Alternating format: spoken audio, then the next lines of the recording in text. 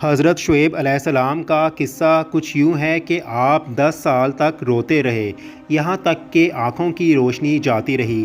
پھر اللہ نے ان کی آنکھیں روشن کیں۔ اس کے بعد پھر آپ 11 برس تک مزید روتے رہے، پھر آنکھیں جاتی رہیں، پھر اللہ نے انہیں روشن کر دیا۔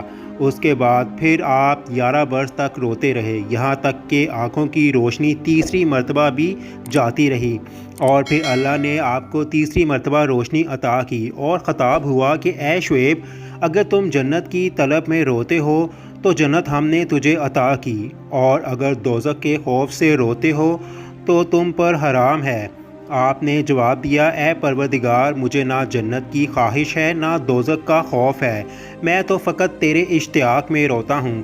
ارشاد ہوا کہ روتے رہو۔ پھر آپ 10 برس اور روتے رہے، یہاں تک کہ نابینا ہو گئے۔